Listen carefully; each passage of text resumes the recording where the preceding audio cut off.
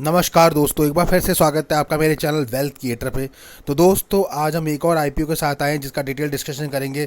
जानिए इस आईपीओ के फाइनेंशियल और फंडामेंटल के बारे में, जीएमपी मार्केट में क्या डिमांड चल रही है। आईपीओ का नाम है, अपकमिंग आईपीओ है और आरकेडी डेवलपर आईपीओ है। दोस्तों बेसिकली ये कंपनी जो काम करती है, ये डेवलपर्स है, मतलब कि बिल्डर्स है और उस पर काम करता है। तो जानेंगे इस कंपनी के फाइनेंशियल और फंडामेंटल कैसे हैं, कितने स्ट्रांग हैं इस वीडियो के माध्यम से। जीएमपी में क्या डिमांड बनी हुई है, इस आईपीओ में हमें अप्लाई करना है या फिर इसको अवॉइड करना है, और क्या हम अपना डिसीजन बनाएं, ये सब जानेंगे। पर उससे पहले वीडियो को लाइक और सब्सक्राइब करना बिल्कुल ना भूलिए। तो दोस्तों वीडियो में आगे बढ़ते हैं और बात कर लेते हैं आरकट डेवलपर्स लिमिटेड का जो आईपीओ है, इसमें कैसा रहेगा और क्या है। बेसिकली सबसे पहले इस कंपनी के बारे में हम जानते हैं, कंपनी क्या करती है। दोस्तों तो बेसिकली ये रियल एस्टेट कंपनी है, यानी कि ये रियल एस्टेट डेवलपर कंपनी है। बेसिकली जो फोकसिंग करती है, अगर आप देखेंगे तो इनका डेवलपमेंट जो होता है हाई एंड होता है, सॉफिस्टिफाइड लाइफ स्टाइल रेजिडेंस जो प्रोवाइड कराती हैं। और इनका स्पेशली जो मेन काम है वो मुंबई महाराष्ट्र में आपको देखने को मिलेगा। तो लाइफ स्टाइल रेजिडेंस जो होती हैं उसमें ये काम करती है, यानी कि रेजिडेंस के लिए जो रियल एस्टेट में काम होता है उसमें करती है। बेसिकली इस कंपनी के दो सेगमेंट हैं। अगर हम देखें तो पहले सेगमेंट में कंपनी क्या करती है, डेवलपिंग कंस्ट्रक्शन का काम करती है, रेजिडेंशियल बिल्डिंग बनाती है जिसमें कि ये लैंड भी एक्वायर करती है, उसके साथ साथ न्यू प्रोजेक्ट भी बनाती है। तो पहला तो ये काम है। अगर हम इसका दूसरा काम देखें तो रीडेवलपिंग ऑफ एग्जिस्टिंग बिल्डिंग जो होती है, यानी कि जो पुरानी बिल्डिंग्स होती है उनको रिपेयरिंग और मेंटेन करके उस प्रोजेक्ट को भी वेरीफाई करती है, यानी कि फिर से नया करके बना के अपने कस्टमर्स को देती है। तो दो तरीके से काम है, एक तो फ्रेश खरीदती है, ज़मीन लैंड खरीदती है और उस पर बना के देती है घर लोगों को, और दूसरा जो है एग्जिस्टिंग जो पुराने घर होते हैं उस पर बनाती है। तो कंपनी का जो मेन काम जो प्रोजेक्ट आपको दिखेगा वो रीडेवलपिंग और एग्जिस्टिंग बिल्डिंग पे भी काम करती है और न्यू प्रोजेक्ट भी बनाती है। तो दोनों पे ही इसका इक्वल काम है। तो इन शॉर्ट में देखा जाए तो ये जो है रियल एस्टेट की कंपनी है। अब दोस्तों बात कर लेते हैं इसके सबसे पहले फाइनेंशियल और फंडामेंटल की, कंपनी के फाइनेंशियल और फंडामेंटल कैसे हैं, उसके बाद ही हम डिसाइड करेंगे आगे की चीज़ें क्या करना है। तो लास्ट 3 ईयर के फाइनेंशियल फंडामेंटल आपको देखने को मिलेंगे, यानी 2022, 23 और 24, 3 साल के देखेंगे।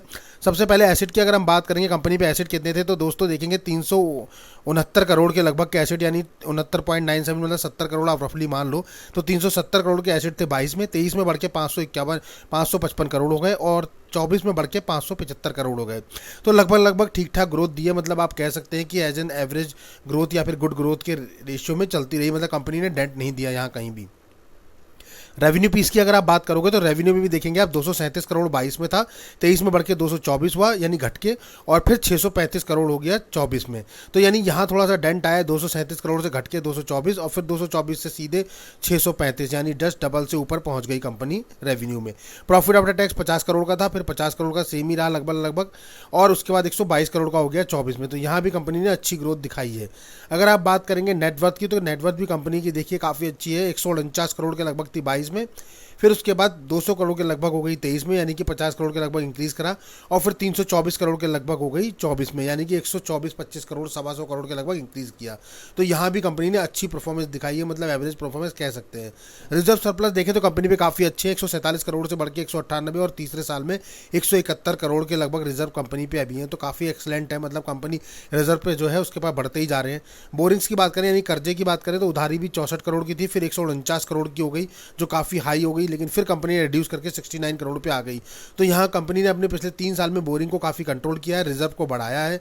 तो कुल मिला के आप कह सकते हो कि जो ये कंपनी जो है कैश रिच कंपनी में आ सकती है। क्यों? क्योंकि जहाँ कंपनी का रिजर्व और सरप्लस की अगर हम बात करें तो वो हाई है, रेदर देन जो इसका बोरिंग्स है यानी कर्जा है उस उधारी से ज़्यादा। तो 171 करोड़ कंपनी के पास रिजर्व सरप्लस हैं, और अगर उधारी की हम बात करें यानी कि डेप्थ की बात करें तो वो सिर्फ अभी 69 करोड़ है।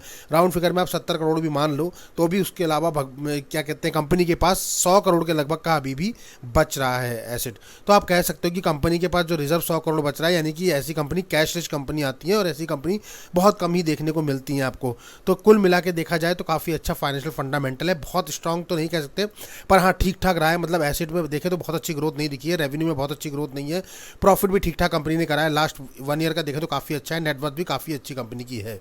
वहीं अगर हम बात कर लें की फाइनेंशियल पैरामीटर की, तो मार्केट कैपिटलाइजेशन कंपनी का जो है 2376 करोड़ के लगभग का है।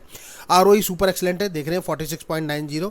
ROC return of capital employed की बात करें वो भी 47 है, यानी कि दोनों 45 से ऊपर है, तो एक्सलेंट कैटेगरी में है। 15 से ऊपर जनरली अच्छा माना जाता है, तो यहाँ आप समझ सकते हैं कि 50 के पास पहुँचने वाली है। डेब्ट टू इक्विटी 1 से नीचे अच्छा माना जाता है, यहाँ तो 0.50 से भी नीचे, यानी 0.21 है, तो काफ़ी अच्छा है, गुड है। R1W रिटर्न ऑफ नेटवर्थ भी एक्सलेंट है, 46.90 यानी 47% है।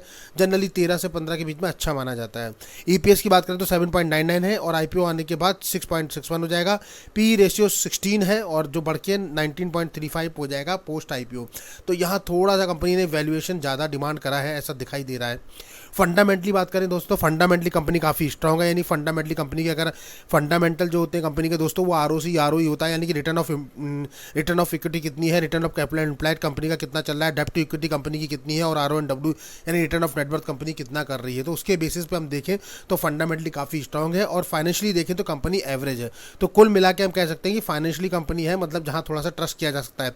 ऑब्जेक्टिव ऑफ इशू की बात करें, कंपनी क्यों इस IPO को लेकर आई है, तो कंपनी को फंडिंग पहला देखेंगे तो cost of the incurred of developing the ongoing project, यानी कंपनी को ऑनगोइंग प्रोजेक्ट के लिए पैसा चाहिए तो वहाँ वो लगाना चाहती है। इनका फंडिंग डेवलपमेंट एक्सपेंसेस जो है उसमें भी ये पैसा दे, तो कुछ नए प्रोजेक्ट है जहाँ ये पैसा लगाएगी। दूसरा आप देखेंगे तो यहाँ इक्वेशन कर रही है कंपनी, और लैंड और रियल एस्टेट के प्रोजेक्ट जो है उस पर उसके लिए भी इसे पैसा चाहिए। तीसरा है जनरल कॉर्पोरेट पर्पस, तो यानी कि पूरा का पूरा पैसा कंपनी की ग्रोथ में जा रहा है, ये साफ दिखाई दे रहा है। अब बात कर लेते हैं इंपॉर्टेंट डेट्स क्या होने वाली है। तो दोस्तों इंपॉर्टेंट डेट्स की बात करें तो ये IPO आपको आता हुआ दिखाई देगा 16 सितंबर से लेकर 19 सितंबर के बीच में, यानी 3 डेज़ के लिए अवेलेबल रहेगा। तो 16 सितंबर इसका पहला दिन है, 19 सितंबर लास्ट है।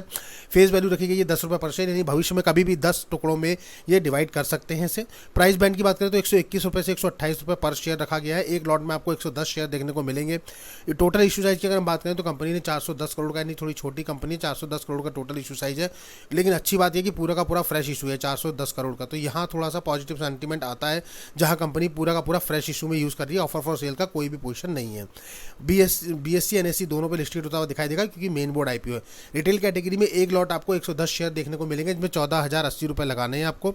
वहीं आप बात करें, मतलब कुल मिला के 14,000 आप कह सकते हैं लगाने हैं। रिटेल कैटेगरी में मैक्सिमम 1540 14 लॉट अप्लाई करेंगे, आप 1,97,000 रुपये पे करने हैं। स्मॉल HNI में मिनिमम 15 लॉट आपको लगाने होंगे, 1650 शेयर मिलेंगे, 2,11,200 रुपये पे करने। स्मॉल HNI मैक्सिमम 71 लॉट तक आप अप्लाई कर सकते हैं, जिसमें 7,810 शेयर आपको मिलेंगे और 9,99,680 रुपये लगेंगे। वहीं बिग HNI में मिनिमम आप 72 लॉट तक अप्लाई कर सकते हैं, 7,920 शेयर मिलेंगे और 10,13,760 रुपये आपको इसमें इन्वेस्ट करना पड़ेगा। वहीं रिजर्वेशन चार्ट की बात करें तो QIB के लिए देखिए काफ़ी अच्छा पोर्शन 50% एज यूजुअल जो मोस्टली IPO में आपको देखने को मिला होगा वो छोड़ा गया है। रिटेल कैटेगरी के लिए 35% है, काफ़ी अच्छा अपॉर्चुनिटी है, और HNI के लिए 15% का कोटा रखा गया है रिजर्व, तो रिटेल के लिए काफ़ी अच्छा है। अब बात कर लेते हैं ग्रे मार्केट प्रीमियम की दोस्तों। सबसे इंपॉर्टेंट कि GMP में क्या डिमांड चल रही है, तो ग्रे मार्केट में इस IPO ने धूम मचाई है, आते ही काफ़ी अच्छा रिस्पॉन्स करा है। अगर आप देखेंगे तो इसका जो प्राइस बैंड है वो सिर्फ 128 रुपये के लगभग आपको देखने को मिलेगा, और जबकि GMP जो देखेंगे तो 70 रुपये लगभग चल रही है, यानी 128-70 के लगभग में चल रही है। तो 198 रुपये लगभग एस्टिमेटेड लिस्टिंग दिखा रहा है, तकरीबन 54 से 55% के लगभग लिस्टिंग गेन आज की डेट में। फायर रेटिंग 5 की बनी हुई है, 410 करोड़ का टोटल इशू साइज आपको देखने को मिलेगा। एक लॉट में 110 शेयर आपको देखने को मिलेंगे। 16 सितंबर को ओपन होगा, 19 सितंबर को क्लोज होगा, 20 सितंबर को आपको अलॉटमेंट पता लगने वाले हैं, और 24 सितंबर को आपको लिस्टेड होता हुआ दिखाई देगा NSE और BSE दोनों पे। कुल मिला के अगर हम बात करें अपने पॉइंट की, कि अगर लिस्टिंग गेन के लिए कोई जाना चाहे तो लिस्टिंग गेन में एक लॉट पे कितना बनता हुआ दिख रहा है, तो आप देखेंगे कि एक लॉट पे तकरीबन जो बन रहा है अमाउंट, अगर हम 54% के लगभग 55% देखें तो 7,700 रुपये आपके एक लॉट पे बन रहे हैं, यानी सिर्फ 14,000 समथिंग कुछ जा रहा है इसमें, 14,100 कुछ रुपये। तो 14 ही आप राउंड फिगर में मानो, तो 14,000 में आप 7 और जोड़ेंगे तो तकरीबन आपके लगभग जो है 21,000 रुपये, लगभग 21-22,000 रुपये के लगभग आपको बनता हुआ दिखेगा। तो 22,500 के लगभग मोटा मोटा मान ले कि आपके इन्वेस्टमेंट पे बनता हुआ दिख रहा है। तो काफ़ी अच्छा रिस्पांस दिखाई दे रहा है, मुझे लगता है कि लिस्टिंग इनके पर्पज़ से तो काफ़ी अच्छा है। देखेंगे आप 110 शेयर हैं, 110 शेयर एक लॉट में हो, 70 की GMP, 110 × 70 मतलब 7,700 अप्रॉक्सीमेटली आपको मिलते हुए दिख रहे हैं। तो कुल मिला के अभी तो लिस्टिंग इन पर्पज़ से काफ़ी अच्छा दिख रहा है, और फाइनेंशियली भी कंपनी काफ़ी अच्छी है, मतलब गुड कैटेगरी में, फंडामेंटली कंपनी काफ़ी स्ट्रॉन्ग है। तो नो डाउट, मतलब अगर हम कहते हैं कि हमें लिस्टिंग गेन के पर्पज से अप्लाई करना है, तो वहाँ कोई भी मुझे शक नहीं हो रहा है ऐसा कि कंपनी लिस्टिंग गेन पर्पज से हमारे क्राइटेरिया को मैच कर रही है, जहाँ कि हम 20 से लेके और 30% के बीच में सेफर साइड मानते हैं। तो for listing gain purpose is a good IPO। तो नो डाउट जो लोग लिस्टिंग गेन के पर्पज से करेंगे वो डेफिनेटली अप्लाई कर सकते हैं। लॉन्ग टर्म के लिए आपको खुद ही डिसीजन बनाना पड़ेगा। वैसे यहाँ कोई भी बाय और सेल का दोस्तों एडवाइस नहीं किया जाता आपको। यहाँ ये सारे वीडियो जो है नॉलेज पर्पज से आपके बनाए जाते हैं, जहाँ कि हम आपकी नॉलेज को अपग्रेड करते हैं, उस कंपनी के बारे में बताते हैं, फाइनेंशियली फंडामेंटली कंपनी कैसी है, उसके प्रो क्या है, कॉन्स क्या है, कंपनी कहाँ पर है, जीएमपी में कितनी डिमांड बन रही है, जीएमपी की डिमांड कितनी चल रही है, आईपीओ का सब्सक्रिप्शन क्या रहा है, ये सब आपको अपडेट देते हैं। फाइनल डिसीजन आपको अपना खुद लेना है, आपको अपना रिस्क, अपना एनालिसिस खुद करना है और उसके बाद डिसाइड करना है कि आपको अप्लाई करना है या नहीं करना है।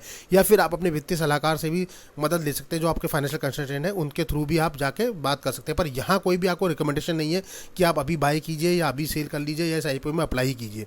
तो सिर्फ ये वीडियो नॉलेज पर्पज से आपको अपडेट किया जाता है। तो वीडियो अगर पसंद आता है दोस्तों तो उसको शेयर, लाइक, शेयर, सब्सक्राइब करना बिल्कुल ना भूलिए। मिलते हैं अपने अगले वीडियो में, तब तक के लिए नमस्कार।